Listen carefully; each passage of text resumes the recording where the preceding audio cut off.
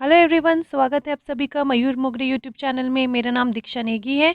मैं online educator, YouTuber और content writer हूँ। मैंने बीए इकोनॉमिक्स ऑनर्स और मास्टर्स इन पॉलिटिकल साइंस किया है। मैंने उत्तराखंड पीसीएस का मेंस भी लिखा हुआ है।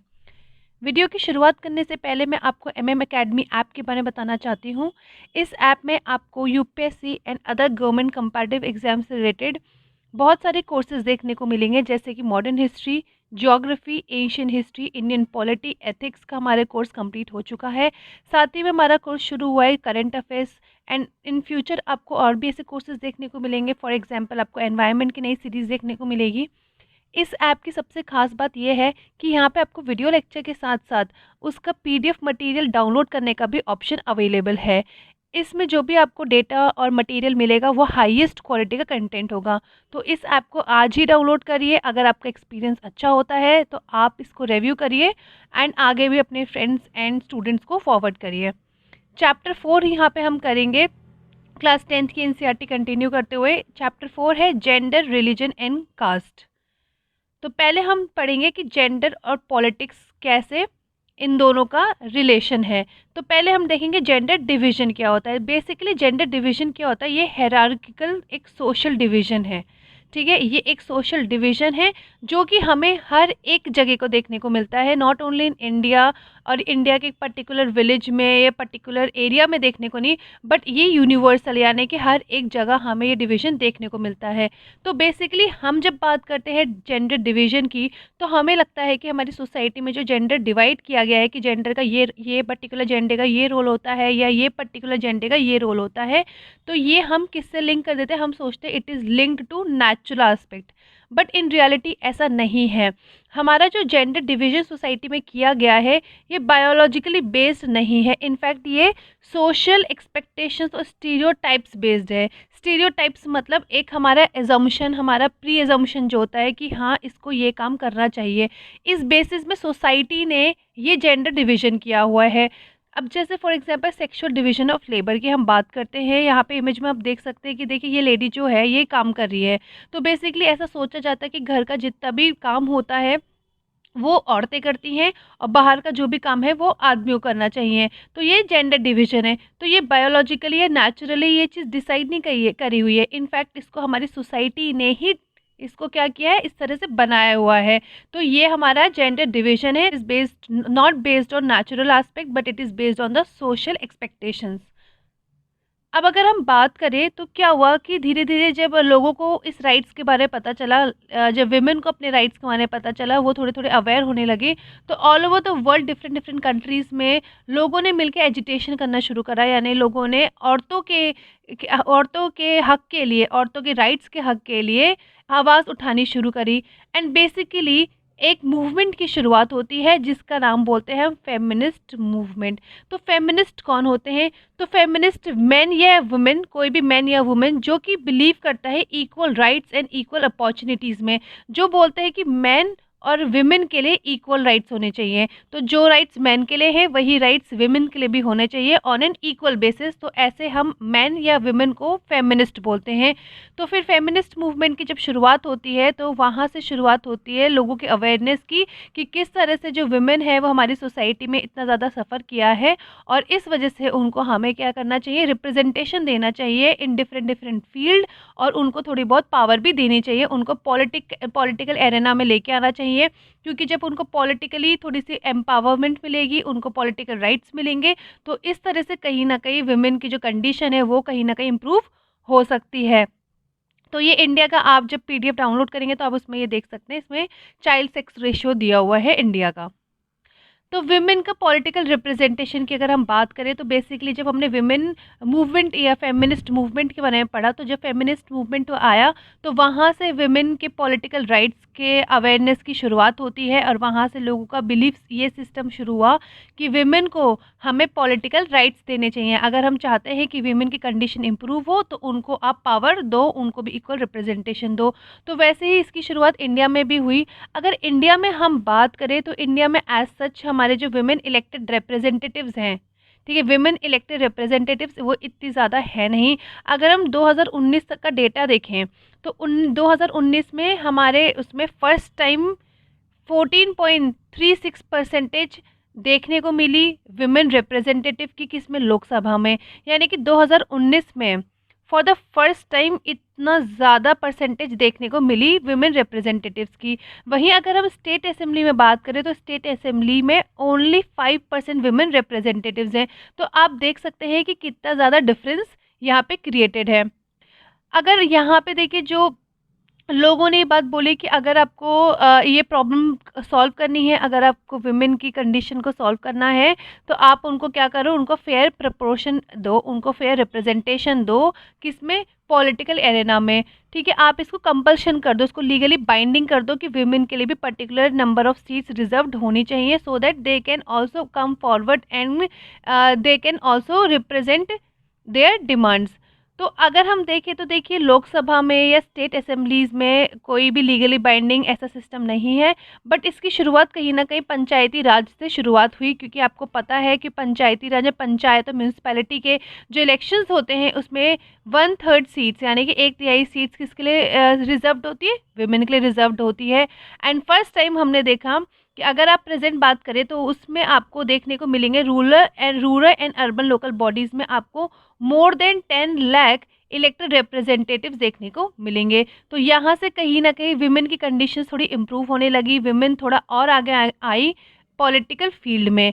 अब बेसिकली इसके बाद अगर हमारी कंट्री में ज़रूरत है, वो ज़रूरत ये है कि जिस तरह से हमने रूरल और लोकल बॉडीज़ में विमेन की रिप्रेजेंटेशन के लिए सीट्स को रिजर्व किया है, उसी तरह से हमें आगे भी उनके रिप्रेजेंटेशन को इंक्रीज़ करने के लिए स्टेट असेंबलीज एंड लोकसभा में भी उनके प्रेजेंटेशन को क्या करना चाहिए, उनकी सीट्स के लिए रिप्रेजेंटेशन के लिए थोड़ा सा रिजर्वेशन रखनी चाहिए। अब हम बात करते हैं रिलीजन, कम्युनलिज्म, पॉलिटिक्स, किस तरह से रिलीजन एंड पॉलिटिक्स इंटरलिंक्ड है। अब क्या देखिए, अगर हम जेंडर की बात करें तो जैसे हमने देखा था जेंडर डिवीजन यूनिवर्सली हर जगह आपको देखने को मिलेगा, और जिसकी वजह से हमारी पॉलिटिक्स भी काफ़ी हद तक क्या होती है, अफेक्ट होती है। अब वैसे ही रिलीजन है, रिलीजन भी पॉलिटिक्स को काफ़ी हद तक अफेक्ट करता है, बट ये इतना ज़्यादा कॉमन नहीं है। रिलीजन के बेसिस में जब पॉलिटिक्स अफेक्ट होती है तो it is also seen everywhere, but ये उतना ज़्यादा यूनिवर्सल नहीं है जितना जेंडर डिवीजन है। जेंडर डिवीजन आपको हर एक कंट्री के हर एक पार्ट में देखने को मिलेगा, बट रिलीजन के बेसिस में, क्योंकि देखिए कितनी सारी एक कंट्री है जहाँ पे एक पर्टिकुलर रिलीजन ही फॉलो होता है, तो एज सच वहाँ पे रिलीजन के ग्राउंड में इतना ज़्यादा डिवीजन नहीं होता है। लेकिन अगर हम इंडिया की बात करें जहाँ पे इतनी सारी पॉपुलेशन है जो डिफरेंट डिफरेंट रिलीजन फॉलो करती हैं, तो वहाँ पे ऑब्वियस सी बात है कि ऐसी कंट्री में जहाँ पे इतनी सारी वेराइटी है रिलीजन के, जो अलग अलग रिलीजन को फॉलो करने वाली इतनी सारी पॉपुलेशन है, तो डिफरेंस सी बात है कि वहाँ पे कहीं ना कहीं पॉलिटिक्स में क्या आएंगे, डिफरेंसेस आ ही जाएंगे on the ground of religion. तो गांधी जी, देखिए गांधी जी ने हमेशा एक बात बोली थी, गांधी जी का मानना था कि हमें रिलीजन को पॉलिटिक्स से हमेशा सेपरेट रखना चाहिए।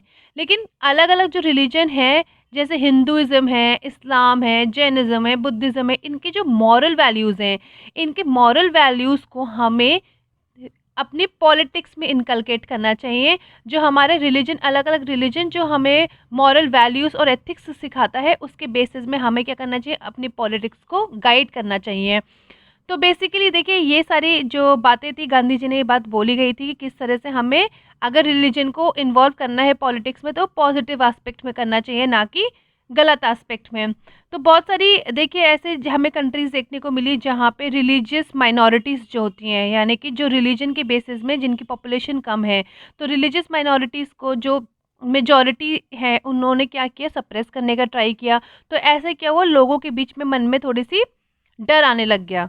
तो जब डर आया तो लोगों ने, जो ह्यूमन राइट्स ग्रुप्स थे, उन लोगों ने आर्ग्यू क्या किया, उन लोगों ने ये बोला कि अगर आपको रिलीजियस माइनॉरिटीज़ के अगेंस्ट जो फियर है, अगर उनके अंदर का जो डर है उसको कम करना है, तो आपको हर एक रिलीजन के लोगों को प्रोटेक्ट करना पड़ेगा। और आप कैसे कर सकते हो, जब आप सबको इक्वल पॉलिटिकल पावर दोगे, आप उनके साथ पावर शेयर करोगे, तब कहीं ना कहीं आप इस चीज़ को कम कर सकते हो।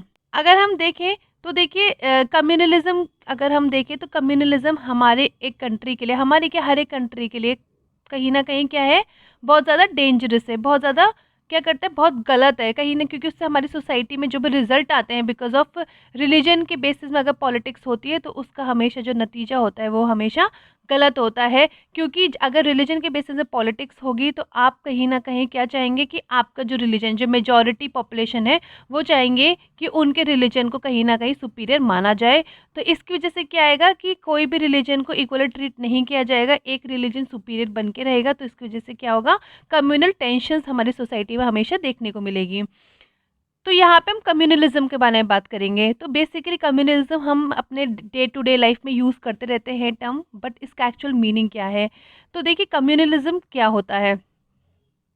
कम्युनलिज्म होता है कि when believes of one religion, यानी कि जब कोई लोग ऐसा मानने लग जाते हैं कि उनका जो रिलीजन है वो सुपीरियर है कंपेयर टू अदर रिलीजन।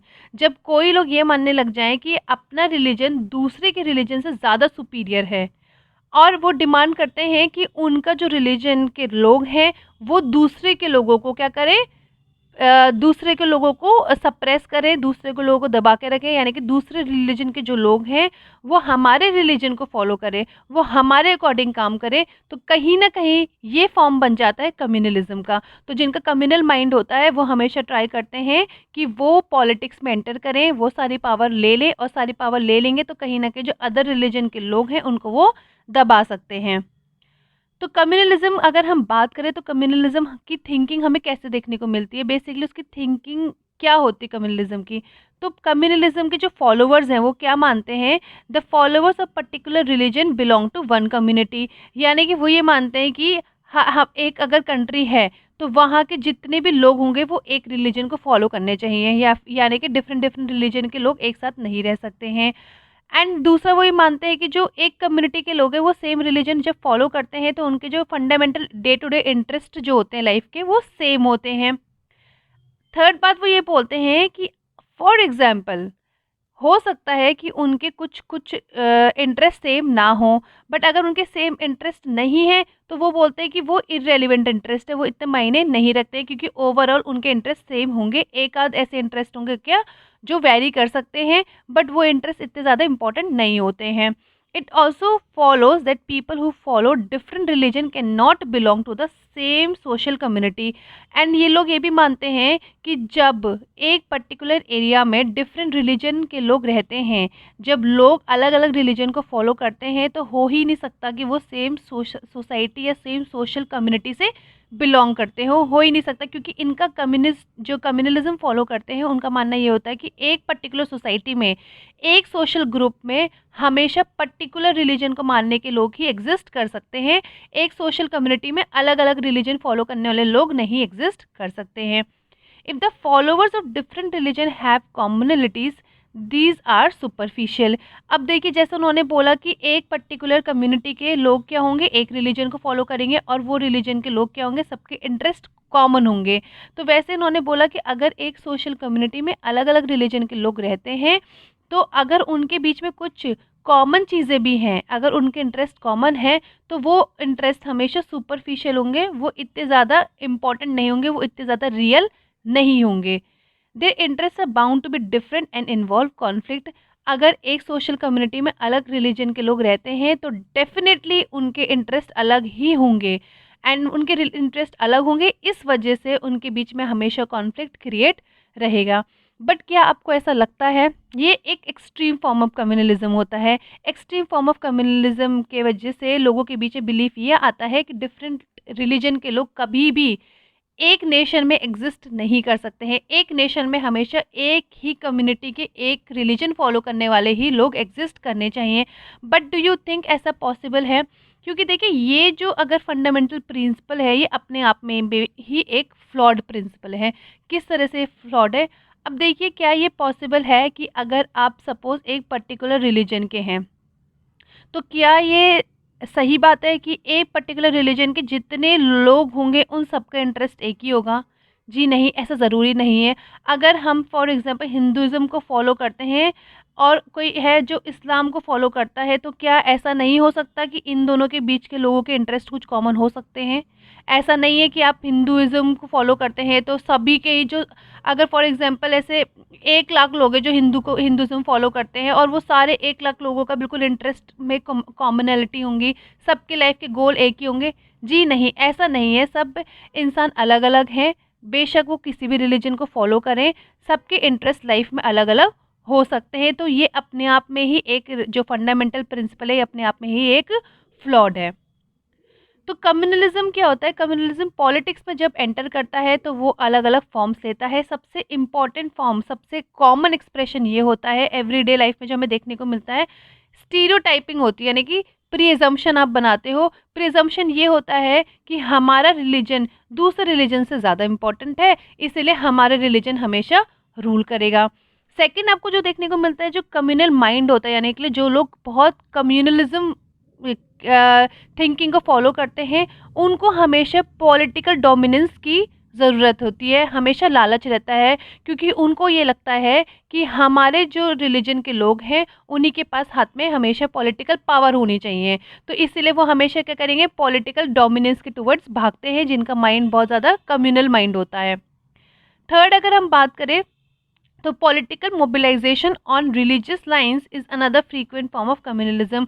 आपने देखा होगा कि कितने बार क्या होता है, रिलीजन के ग्राउंड पे वोट किया जाता है, अपने रिप्रेजेंटेशन अपनी पॉलिटिकल पार्टीज को बेसिकली बहुत बार रिलीजन ग्राउंड पे ही हम क्या करते हैं, जब मोबिलाइज करना शुरू करते हैं तो वो कहीं ना कहीं क्या होता है, एक कम्युनलिज्म फॉर्म ले लेता है। एंड इसकी वजह से कहीं ना कहीं आपको देखने को मिलेगा बहुत ज़्यादा क्या होता है, राइट्स हो जाते हैं, बहुत ज़्यादा मैसेकर आपको देखने को मिलती है, लोगों के बीच में कम्युनल टेंशन्स क्रिएट हो जाती हैं, क्योंकि आप क्या करते हैं, आप ट्राई करते हैं वोट गार्नर करने का, उन लोगों से वोट्स लेने का on the basis of religion. तो इसकी वजह से क्या होता है, सोसाइटी में कम्युनल टेंशन्स क्रिएट हो जाती है और लार्ज स्केल कम्युनल वायलेंस हो जाता है। सेक्युलर स्टेट क्या होता है? अगर देखिए, हमने सेक्युलर स्टेट की बात करी थी, सेक्युलरिज्म की बात करी थी हमने हमारे प्रीवियस लेक्चर में। हमने आई थिंक सो क्लास वो 9th की एनसीईआरटी थी जिसमें हमने कम्युनलिज्म के बारे में पढ़ा था, जिसमें मैंने आपको बताया था कि हम वेस्टर्न और इंडियन कंसेप्ट का पढ़ेंगे, जो हम 11th की जब एनसीईआरटी करेंगे तब उसमें एक चैप्टर में हम पढ़ेंगे। तो अभी हम एक ब्रीफ ओवरव्यू लेते हैं। तो देखिए, हमारे कॉन्स्टिट्यूशन मेकर्स जो थे वो लोग को पता था कि इंडिया में रिलीजियस डाइवर्सिटी बहुत ज़्यादा है, हमारे पे कम्युनलिज्म बहुत ज़्यादा हो सकता है, इस वजह से वो कम्युनलिज्म काफ़ी हद तक हम कर सकें, इस वजह से हमने एक मॉडल एक्सेप्ट किया जिसको हम बोलते हैं सेक्युलर स्टेट। सो सेक्युलर स्टेट में बेसिकली हमारा जो इंडियन स्टेट है, हमने कोई भी रिलीजन को ऑफिशियली डिक्लेयर नहीं किया। So Indian state does not have any official religion. हम अपने इंडिविजुअल्स और कम्युनिटीज़ को पूरी फ्रीडम देते हैं कि वो कोई भी रिलीजन को चाहे प्रैक्टिस और प्रोफेस या प्रोपोगेट कर सकते हैं, किसी भी रिलीजन को वो फॉलो कर सकते हैं। कॉन्स्टिट्यूशन जो है वो प्रोहिबिट करता है डिस्क्रिमिनेशन, यानी कि अब रिलीजन के बेसिस में किसी भी इंडिविजुअल को डिस्क्रिमिनेट नहीं कर सकते हो। सो बेसिकली ये है। And at the same time जिस वजह से हमारा कॉन्स्टिट्यूशन सेक्युलर स्टेट डिफ़र करता है वेस्टर्न साइड से, वो ये है कि देखिए, वेस्टर्न में ये होता है कि जो एक पर्टिकुलर कंट्री है, गवर्नमेंट जो है वो रिलीजन स्फेयर में इंटरफेयर नहीं कर सकता है। बट हमारे यहाँ पे ये चीज़ थोड़ी सी डिफरेंट है। हमारा जो स्टेट है, हमारी जो गवर्नमेंट है, वो कभी कभी कुछ कुछ इंपॉर्टेंट मैटर्स में रिलीजन के इंटरफेयर कर सकता है। फॉर एग्जांपल, अगर हमारा रिलीजन के नाम पे अगर आप कुछ गलत चीज़ें प्रपोगेट कर रहे हैं सोसाइटी में, तो उस गलत चीज़ों को, उस गलत धारणाओं को कम करने के लिए हमारा स्टेट जो इंटरफेयर कर सकता है। तो इसका हम बोलते हैं, जैसे अगर हम यहाँ पे एग्जाम्पल बात करें तो देखिए, पहले के टाइम में रिलीजियस ग्राउंड्स में एक एक प्रथा होती थी जिसको हम बोलते थे अनटचेबिलिटी। कास्ट सिस्टम में ये हमें देखने को मिलता था। तो इसको बैन करने के लिए जो स्टेट है वो इंटरफेयर कर सकता है। तो इस तरह से जो स्टेट है वो कभी कभी रिलीजन ग्राउंड में इंटरफेयर कर सकता है, बट कुछ कुछ जो नेगेटिव एस्पेक्ट्स है उसको कम करने के लिए हमारी सोसाइटी में। आई होप आपको ये क्लियर हुआ होगा। अगर इससे रिलेटेड कोई भी डाउट होगा तो आप कमेंट सेक्शन में कमेंट करके पूछ सकते हैं। तो कंटिन्यू करते हैं। तो इस सेंस में अगर हम बात करें तो सेक्युलरिज्म जो है, it is not just an ideology of some party और पर्सन। अगर हम देखें तो जो सेक्युलरिज्म है, इसकी वजह से हमारी जो कंट्री है उसकी एक उसकी नींव बनी हुई है। तो हमारी जो कंट्री में यूनिटी जो है वो कहीं ना कहीं सेक्युलरिज्म की वजह से मेंटेन्ड है। अगर आप बस कम्युनलिज्म की वजह से देखेंगे तो कम्युनलिज्म की वजह से क्या होगा, हमारी सोसाइटी में काफ़ी ज़्यादा थ्रेट क्रिएट हो जाएगा। तो it threaten the very idea of India. तो कम्युनलिज्म की वजह से क्या होगा, इंडिया जो आइडिया है हमारा एक, यानी कि यूनिटी जो बसी हुई है, वो कहीं ना कहीं अफेक्ट हो जाएगी। And that is why communalism needs to be combated. इस वजह से हमें ट्राई करना है हमारी सोसाइटी में कि हम कम्युनलिज्म को कहीं ना कहीं कम कर सके। एंड इस वजह से हमारी कंट्री में, हमारी सोसाइटी में कम्युनलिज्म का थ्रेट ज़्यादा ना बढ़े, तो इसका सबसे बेस्ट ऑप्शन क्या है हमारे पास? Secular constitution. इस वजह से हमने हमारे कॉन्स्टिट्यूशन में एक्सेप्ट किया सेक्युलरिज्म। अब बात आती है कास्ट एंड पॉलिटिक्स की, कि किस तरह से पॉलिटिक्स में कास्ट का इंटरफेरेंस है एंड वाइसी वर्सा, यानी कि किस तरह से पॉलिटिक्स में कास्ट का इंटरफेरेंस है, किस तरह से लेटर ऑन हमने कास्ट में भी पॉलिटिक्स का इंटरफेरेंस देखने को मिलता है। तो आपको पता है कि हमारी सोसाइटी में, स्पेशली इंडिया में, डिफरेंट डिफरेंट लोगों के बीच में कास्ट के बेसिस में डिवीजन किया हुआ है। तो जो लोग हैं वो किस कम्युनिटी में, किस कास्ट में पैदा होते हैं, वहाँ से उनका ऑक्यूपेशन डिसाइड होता है। ऐसा अब इतना देखने को नहीं मिलता, लेकिन पहले के ज़माने में ऐसा बहुत ज़्यादा होता था कि एक कम्युनिटी के लोगों का पहले से ऑक्यूपेशन डिसाइड होता था, और वही कास्ट के लोग, जनरेशन नेक्स्ट जनरेशन के लोग बैक टू बैक वही सारा काम करते थे। तो उनका जो वो बनता था ऑक्यूपेशन, वो कहीं ना कहीं हेरिडिटरी ऑक्यूपेशन होता था, जो कि किसके बेसिस में डिसाइड होता था? कास्ट के बेसिस में डिसाइड होता था। तो इस वजह से हमारी सोसाइटी में काफ़ी ज़्यादा कास्ट इनइक्वालिटीज़ बढ़ती गई। लेकिन विद टाइम क्या हुआ, हमारे जैसे डिफरेंट डिफरेंट लीडर्स थे, पॉलिटिकल लीडर्स थे, लाइक पेरियार रामास्वामी नायकर थे, बहुत बड़े ये लीडर थे साउथ इंडिया के। देन ज्योतिबा फूले थे महाराष्ट्र के, गांधी जी, बी आर अम्बेडकर, जिन्होंने कास्ट इनइक्वालिटीज़ के अगेंस्ट हमारी आवाज़ उठाई। तो इससे कहीं ना कहीं हमारी सोसाइटी में थोड़ी बहुत चेंजेस आए, एंड लोगों ने कहीं ना कहीं अपनी थिंकिंग को चेंज किया। एंड विद द टाइम, जैसे जैसे अर्बनाइजेशन की शुरुआत हुई, लोगों ने ऑक्यूपेशनल मोबिलिटी, यानी कि ऑक्यूपेशन के बेसिस में जब लोग इधर से उधर मूव करने लगे, ठीक है, लोग लिटरेट हुए, लोगों को जब एजुकेशन मिली, तो लोग इस चीज़ों की वजह से थोड़े से अवेयर हुए, और वहाँ से हमारी जो इतनी पुरानी जो प्रथा थी कास्ट सिस्टम की, वो कहीं ना कहीं ब्रेक डाउन हो गई। लेकिन अभी भी हम ये नहीं कह सकते कंटेम्प्रेरी इंडिया में, यानी कि प्रेजेंट डे में भी हम ये नहीं कह सकते कि हमारी कंट्री से कास्ट टोटली डिसअपियर हो चुकी है। नहीं, अभी भी कहीं ना कहीं जो कास्ट के बेसिस में कुछ सिस्टम जो चलता था, वो आज भी कहीं ना कहीं चलता है। अभी भी थोड़ी बहुत जो उसकी एस्पेक्ट है, कास्ट एस्पेक्ट जो है, अभी भी कहीं ना कहीं कंट्री में परसिस्ट करते हैं। अभी भी अगर आप देखेंगे तो upper caste and lower caste के बीच में या डिफरेंसेस आपको बहुत सारी जगह देखने को मिलेगा। So caste continues to be link to economic status. अगर आप देखेंगे तो आपको सबसे ज़्यादा हायर इकोनॉमिक स्टेटस किस में देखने को मिलेगा? अपर कास्ट लोगों के बीच में। और वहीं अगर आप लोअर कास्ट में देखते हैं तो वहाँ पे आपको ज़्यादा क्या देखने को मिलेगा? ज़्यादा पॉवर्टी देखने को मिलेगी। तो बेसिकली जो इकोनॉमिक स्टेटस है, ये भी कहीं ना कहीं किससे लिंक्ड है? कास्ट से लिंक्ड है इंडिया में। रीज़न बीइंग, क्योंकि हमेशा आज तक कास्ट के बेसिस में लोगों को क्या हुआ? एजुकेशन दी गई। तो जो लोग लो कास्ट के लोग, जिनको माना जाता था, जिनको अनटचेबल्स माना जाता था, उनको इन सब चीज़ों से दूर रखा गया, उनको कभी एजुकेशन नहीं मिली, उनको प्रॉपर अपलिफ्टमेंट नहीं मिला। इस वजह से कहीं ना कहीं उनका इकोनॉमिक स्टेटस भी पीछे रह गया। तो अब देखेंगे कि कास्ट किस तरह से पॉलिटिक्स में इंटरफेयर करती है। तो देखिए, जिस तरह से हमने देखा था कम्युनलिज्म के बेसिस में पॉलिटिक्स जैसे चलती है, उसी बेसिस में कास्टिज्म भी हमारी सोसाइटी में काफ़ी ज़्यादा देखने को मिलता है। लोग जो होते हैं पॉलिटिक्स में, जो पॉलिटिशियंस होते हैं, वो कास्ट के बेसिस में लोगों से वोट्स मांगते हैं, प्रॉमिस करते हैं कि उनके कास्ट का अपलिफ्टमेंट करेंगे। तो ऐसे बेसिस वो क्या करते हैं? कास्ट बेस्ड पॉलिटिक्स क्रिएट हमारी सोसाइटी में करते हैं, जस्ट लाइक कम्युनलिज्म पॉलिटिक्स। तो कास्ट जो होता है वो पॉलिटिक्स में अलग अलग टाइप का फॉर्म लेता है। सबसे पहले अगर हम बात करेंगे तो आप देखेंगे कि पर्टिकुलर पार्टी जो होती है वो कास्ट के बेसिस पे अपने कैंडिडेट्स चूज़ करती है, कि अगर हम इस पर्टिकुलर कॉन्स्टिट्यूएंसी में इन कास्ट के लोगों का वोट बैंक ज़्यादा है, तो हम उस कास्ट के लोगों को टिकट देंगे। तो कैंडिडेट जो होते हैं पार्टी के, वो भी कहीं ना कहीं कास्ट के हिसाब से चूज़ किए जाते हैं। वहीं पे अगर आप देखें तो गवर्नमेंट जब फॉर्म होती है तो पॉलिटिकल पार्टीज मोस्टली क्या करते हैं? एक एरिया में वही देखते हैं कि डिफरेंट डिफरेंट कास्ट और ट्राइब्स के लोग अकोमोडेट हो पाए, यानी कि पर्टिकुलर पार्टी जब गवर्नमेंट फॉर्म करेगी तो वो ट्राई करेगी कि अपनी सरकार में वो हर एक ट्राइब का और हर एक कास्ट के लोगों का रिप्रेजेंटेशन बनाए रखें, यानी कि हर एक सोसाइटी से, हर एक कास्ट से एक एक रिप्रेजेंटेशन होना चाहिए। एंड वहीं पर अगर हम बात करें तो आपने देखा है इलेक्शंस के टाइम में बहुत सारे कैंडिडेट्स और पॉलिटिकल पार्टीज होती हैं, वो कास्ट सेंटीमेंट के बेसिस में, कास्ट के बेसिस में क्या सपोर्ट लोगों से अपील करती हैं, लोगों से वोट्स मांगती हैं। Some political parties are known to favour some caste, क्योंकि उनको पता होता है कि देखिए वो पर्टिकुलर एरिया में, एक पर्टिकुलर कॉन्स्टिट्यूएंसी में सबसे ज़्यादा कास्ट कास्ट के जो लोग हैं उनको पता है कि उनसे उनको वोट मिलेगा, तो कुछ कुछ पॉलिटिकल पार्टीज पर्टिकुलर कास्ट के लोगों को फेवर करती है और उनके रिप्रेजेंटेटिव्स को क्या करती है, उस एरिया से टिकट देती है, सो दैट उनकी पार्टी के जीतने के चांसेस ज़्यादा रहें। तो इस तरह से कहीं न कहीं जो पॉलिटिक्स है वो हमारे कास्ट सिस्टम को अफ़ेक्ट करती है।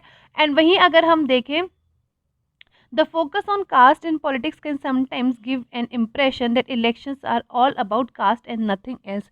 तो कास्ट सिस्टम हमारे पॉलिटिक्स में इतनी ज़्यादा डीप रूट घुस चुकी है, इतनी ज़्यादा पेनिट्रेट कर चुकी है कि कभी कभी अगर हम देखें तो हमें लगता है कि पॉलिटिक्स कास्ट के अलावा और कुछ है ही नहीं। पॉलिटिक्स में इलेक्शन के टाइम में केवल कास्ट ही चीज़ें देखने को मिलती हैं, बट अगर हम रियलिटी में बात करें तो ऐसा नहीं है। देखिए, कोई भी पर्टिकुलर कॉन्स्टिट्यूएंसी का एग्जांपल लें, क्या कोई भी पर्टिकुलर कॉन्स्टिट्यूएंसी में सिंगल कास्ट के लोग डोमिनेट करते हैं? नहीं, हर एक कॉन्स्टिट्यूएंसी में डिफरेंट डिफरेंट कास्ट के लोग होते हैं। वहीं अगर हम बात करें तो क्या कभी भी कोई पार्टी को एक ही पर्टिकुलर कम्युनिटी के वोट्स मिलते हैं? नहीं, हर एक पार्टी को अलग अलग कम्युनिटी के वोट्स मिलते हैं। इसका मतलब क्या हुआ कि हर पार्टी को हर एक कम्युनिटी के वोट की ज़रूरत है, तभी वो पावर में आ सकती है। Many political parties may put up candidates from the same caste if that caste is believed to dominate the electorate in particular constituency। अब बहुत सारी पॉलिटिकल पार्टीज होती है जो केवल उन कैंडिडेट्स को ही टिकट देती है जो कि उस पर्टिकुलर कॉन्स्टिट्यूएंसी में जिनकी कास्ट के लोग सबसे ज़्यादा हैं।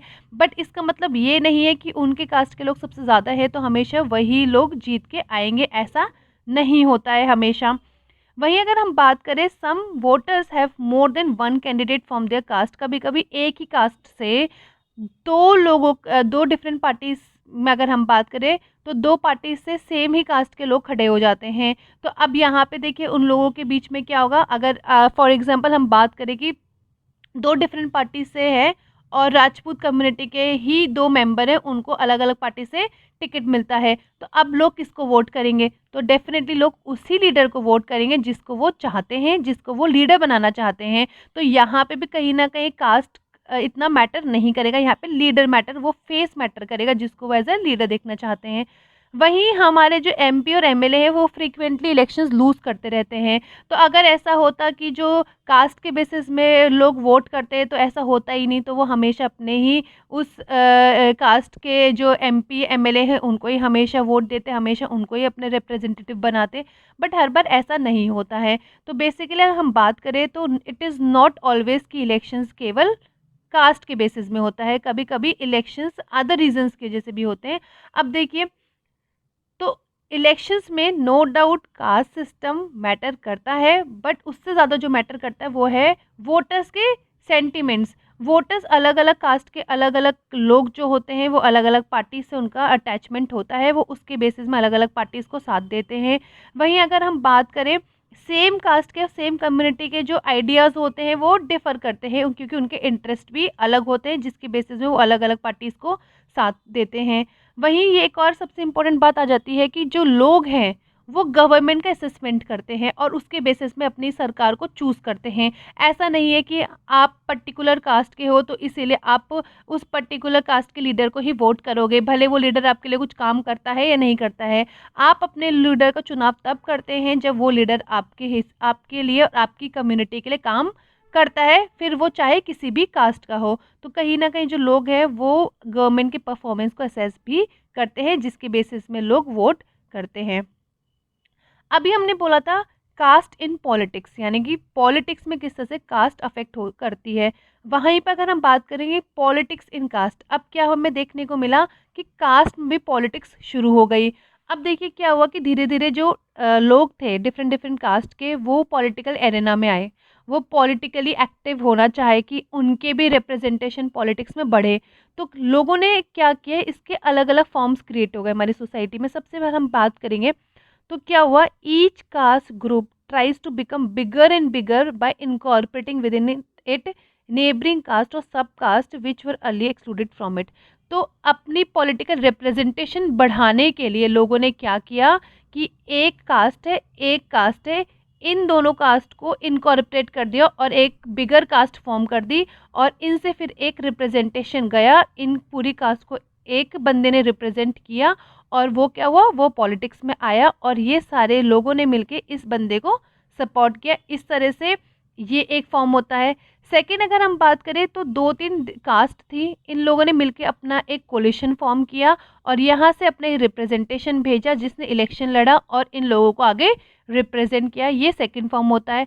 अगर हम थर्ड बात करें तो आपको पॉलिटिकल एरेना में नया कुछ सिस्टम देखने को मिलेगा। एक नई कास्ट ग्रुप सामने आई जिनको हमने बोलना शुरू किया backward and forward caste groups. तो जहाँ पे आप एग्जाम्पल दे सकते हैं जैसे जाट लोग हैं या गुज्जर्स हैं, इनका एकदम से रिप्रेजेंटेशन पॉलिटिक्स में काफ़ी बढ़ा क्योंकि इन लोगों ने छोटे छोटे अदर कास्ट ग्रुप्स थे उनको अपने अंदर इनकॉर्पोरेट करके एक बिगर कास्ट सिस्टम फॉर्म किया और अपना पॉलिटिकल जो पॉलिटिकल एरेना में अपना रिप्रेजेंटेशन इंक्रीज़ किया। तो इस तरह से कास्ट में भी हमें काफ़ी ज़्यादा पॉलिटिक्स देखने को मिली। अगर हम बात करें तो देखिए जो कास्ट है वो कास्ट की बात करें तो जैसे रिलीजन पॉलिटिक्स में अपना रोल प्ले करता है उसी तरह से कास्ट भी पॉलिटिक्स में डिफरेंट डिफरेंट रोल्स प्ले करता है। अगर हम बात करें तो देखिए कहीं ना कहीं इसकी वजह से थोड़ी बहुत चीज़ें अच्छी भी हुई हैं। अगर अच्छी कैसे हुई हैं, जैसे देखिए पहले के टाइम में जो दलित थे या अदर बैकवर्ड कास्ट के लोग थे उनको इतना ज़्यादा पॉलिटिकल पावर नहीं मिली। एंड पॉलिटिकल पावर का मिलना क्या होता है, अगर आपकी सोसाइटी से कोई रिप्रेजेंटेटिव है तो बेसिकली वो आपकी कम्युनिटी के लिए काम करेगा और आपके लिए भी कहीं ना कहीं आपकी भी सोसाइटी का क्या होगा, अपलिफ्टमेंट होगा। तो जब दलित एंड ओबीसी जो थे उनका कास्ट के बेसिस में जब पॉलिटिक्स होने लगी तो जो दलित और ओबीसीज है इनका भी पॉलिटिक्स में क्या हुआ, रिप्रेजेंटेशन इंक्रीज हुआ और कहीं ना कहीं उनका जब एक्सेस बना डिसीजन मेकिंग में तो उनकी भी जो कास्ट है वो पहले एक्सक्लूडेड फील करते थे लेकिन अब उन्होंने एक्सक्लूडेड फील करना बंद कर दिया क्योंकि उनकी भी साइड से कोई ना कोई रिप्रेजेंटेशन आगे आया। लेकिन अगर हम बात करें तो क्या ये इनफ है बोलना कि हाँ ये तो पॉजिटिव एस्पेक्ट है तो हमेशा कास्ट के बेसिस में पॉलिटिक्स में अच्छी अच्छी चीज़ें ही होती नहीं। देखिए ये एक चीज़ है कि हाँ जो डिसएडवांटेज्ड कम्युनिटीज़ थी, जो मार्जिनलाइज्ड कम्युनिटीज़ थी, उनको पावर शेयरिंग में कहीं ना कहीं एक बेनिफिट मिला। ठीक है, वो अपनी डिमांड्स को आगे रख पाए। बट ये एक ऐसा पॉजिटिव एस्पेक्ट है जो हमें देखने को मिला। बट इसके नेगेटिव रिजल्ट्स भी हमें देखने को मिले। बिकॉज ऑफ कास्ट सिस्टम हमारी सोसाइटी क्या हुई, डिवाइड हुई। ठीक है, लोगों ने कास्ट के बेसिस में अपने रिप्रेजेंटेशन का चुनाव करना शुरू किया। वो लोग भूल गए कि क्या वो लीडर उनके लिए काम करता है या नहीं करता है। इसकी वजह से हमारी सोसाइटी में कहीं ना कहीं रिफ्ट हुआ। एंड अगर हम बात करें तो अगर रिलीजन या कास्ट के बेसिस में कहीं पे भी किसी भी कंट्री में अगर पॉलिटिक्स करी जाती है तो वो हमारे डेमोक्रेसी के लिए कभी भी हेल्दी नहीं होती है क्योंकि ऐसे डेमोक्रेसी में जो करप्शन है वो काफ़ी ज़्यादा इंक्रीज़ होता है और लोगों का ध्यान जो अदर इम्पॉर्टेंट इश्यूज होते हैं जैसे पॉवर्टी, डेवलपमेंट, करप्शन, इससे हट के किस पे आ जाता है, रिलीजन के बेसिस में आ जाता है, कास्ट के बेसिस में आ जाता है। वो जो पॉलिटिक्स करते हैं गवर्नमेंट के पास बहुत इजी रहता है कि वो रिलीजन के बेसिस पे पॉलिटिक्स करे, लोगों का ध्यान भटकाते हैं on religion line, on caste lines, और लोगों का ध्यान कभी भी पॉवर्टी में, अनएम्प्लॉयमेंट में नहीं रहता है। कहीं ना कहीं उनका ध्यान इन्हीं चीज़ों में भटक जाता है। So in some cases caste division leads to tension, conflict and even violence. And जब कास्ट के बेसिस में, रिलीजन के बेसिस में हमारी पॉलिटिक्स करी जाती है तो हमारी सोसाइटी में काफ़ी ज़्यादा टेंशन्स होती है क्योंकि हमारी सोसाइटी क्या होती है, डिवाइड हो जाती है on these lines. So it is not always very positive. इसीलिए किसी भी डेमोक्रेसी को स्ट्रेंथन करने के लिए हमें कभी भी पॉलिटिक्स में कास्ट को या रिलीजन को ज़्यादा इंटरफेयर नहीं करना चाहिए। तो यहाँ पे हमारे चैप्टर एंड हो गया है। अगर आपको किसी भी टॉपिक से रिलेटेड कोई भी डाउट है जो आपको समझ में नहीं आया हो, कमेंट बॉक्स में आप कमेंट करके पूछ सकते हैं। Thank you everyone and download MM Academy app and all the very best.